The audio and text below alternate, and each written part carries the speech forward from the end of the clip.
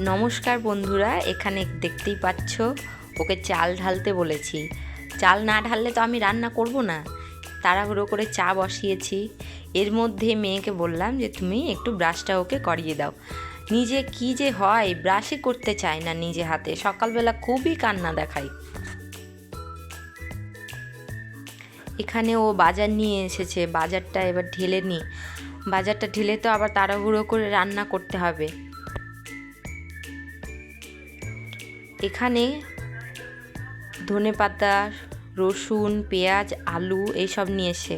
আলুর ঝুড়ি দেখে কেউ কিন্তু বাজে কমেন্ট করবে না।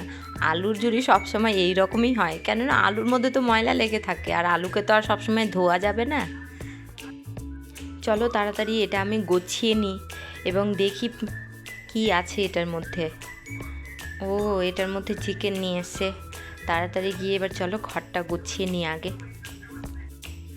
ঘরটা গোছানো হয়ে গেছে, এবার মাংসটা ধুয়ে রেখে দিই।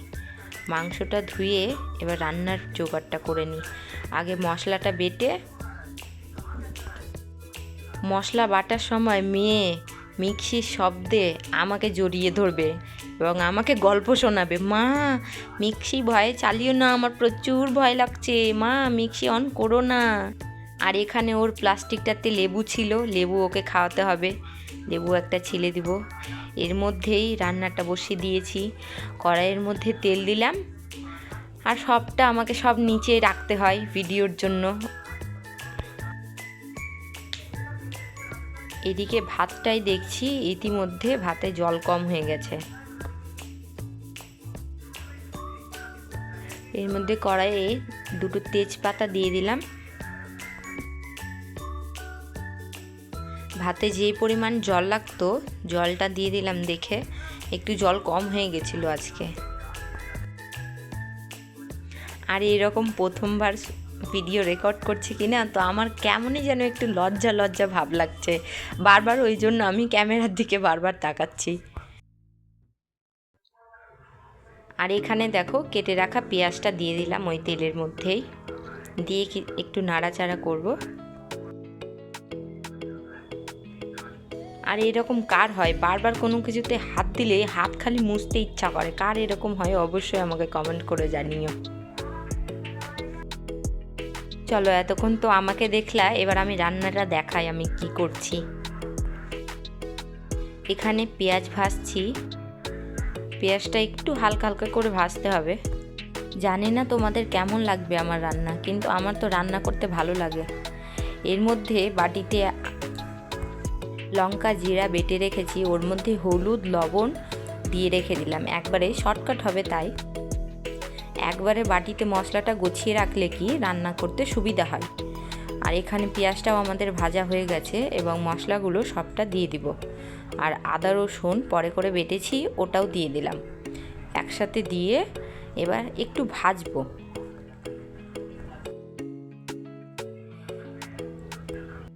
আদা রসুন বাটা দেখে কেউ কিছু বলো না। আমি ওই মিক্সির বাটির মধ্যে একবার বাটা হয়ে গেছিলো মশলা, ওটার মধ্যে আমি আদা আর রসুনটা বেটে নিয়েছি, ওই জন্য কালারটা একটু লালচে লালচে হয়ে গেছে।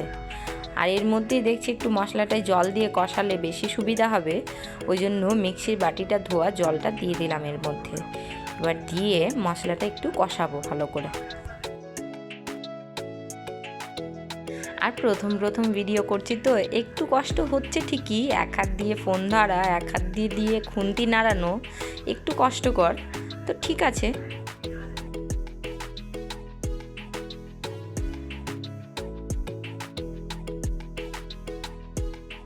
এইভাবে মশলাটা কষিয়ে নেব। মশলা থেকে একটু যখন তেলটা ছেড়ে আসবে, আর এর মধ্যেই দেখো নিচে সব বাসনপত্র জড়ো হয়ে গেছে, ওগুলো যতক্ষণ না আমি বেসিনে রেখেছি আমার তো মন ভাই মানছে না। বেসিনে রেখেই শান্তি আমার মনটা। এই দেখো মশলা থেকে তেলগুলো ছেড়ে গেছে। এবার এর মধ্যে মাংসটা দিয়ে দিব। এখন আমি বুঝতে পারছি ইউটিউবারদের কত কষ্ট, কত পরিশ্রম লাগে একটা ভিডিও তৈরি করতে। প্রত্যেকবার বাপরে শ্যুট করা খুবই কষ্টের, বুঝতে পারছি এখন। আর এর মধ্যে দেখো ধুয়ে রাখা মাংসগুলো দিয়ে দিলাম। মাংসগুলো দিয়ে একটু নাড়াচাড়া করতে হবে। ভালো করে মশলার সাথে মিক্স করে নেব একটু সুন্দর করে। তোমরা হয়তো ভাববে সবুজ সবুজ ওগুলো কি, আমি পরে করে 2-3টে কাঁচা লঙ্কা চিড়ে দিয়ে দিয়েছিলাম। একটু মনে হলো লঙ্কাটা একটু কম দিয়েছি, মেয়ে আছে তো ওই জন্য একটু লঙ্কাটা কম দেওয়ার চেষ্টা করি, ওই জন্যই। এর মধ্যে কিছুক্ষণ ঢেকে ঢেকে ভাজতে হবে ভালো করে মাংসটাকে। মশলাটাকেই ভালো করে মাখিয়ে নিয়েছি মাংসর মধ্যে এবং ভালো করে ভাজছি। কিছুক্ষণ ঢেকে ঢেকে ভাজবা, অবশ্যই ভালো লাগবে মাংসটা খেতে। আমি জল দিইনি এখানে একটুকু। অনেকক্ষণ হলো আমি তো রান্নাঘরে, এবার দেখি মেয়ে কি করছে ঘরে একা। ও মা, এ তো ব্যাগ নিয়ে খেলতে বসেছে। ওর বাবারে, পড়াশোনা করছে আমার সোনা মা।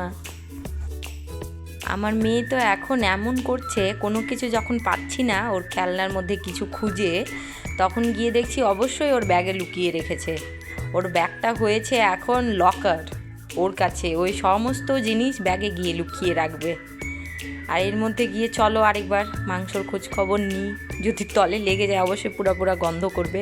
ওর থেকে ভালো এদিক থেকে একটু নড়া যাবে না, তাড়াতাড়ি এসে নাড়াচাড়া করতে হবে।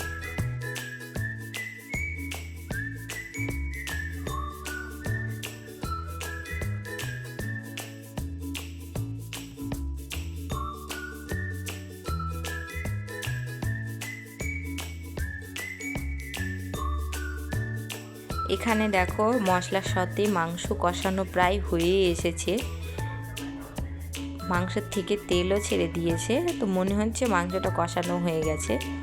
আরেকটু কষালে বেশি ভালো হবে।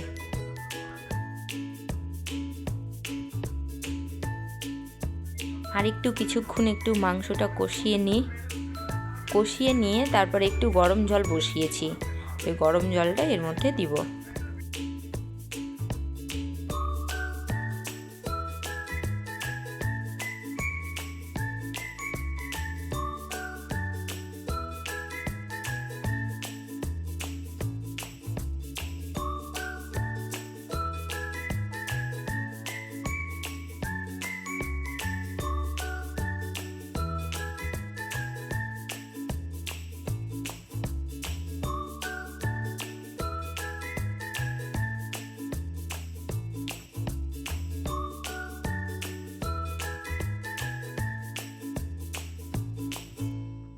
আমি যখন মাংস রান্না করি আমার খুব ভাল লাগে। আমার মেয়ে বারবার এসে আমাকে জিজ্ঞেস করে, মা তুমি কি রান্না করছো, আমাকে দেখাও। ও মা, তুমি কি রান্না করছো, আমাকে দেখাও, একটু দেখাও, আমাকে কোলে নাও, আমাকে কোলে নাও। আমার খুব ভালো লাগে এরকম করে আমার কাছে। তো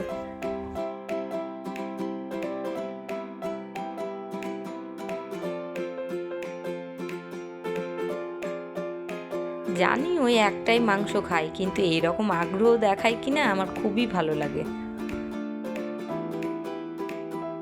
এখানে মাংসতে জল দিইনি এখনো পর্যন্ত, ওই জন্যই বারবার ঢেকে একটু ভালো করে নাড়াচাড়া করছি বা কষাচ্ছি, না হলে হয়তো তলে লেগে যেতে পারে। তো আর আঁচটা হালকা আঁচে রাখতে হবে, মিডিয়ামে রাখলে ভালো হয় বেশি।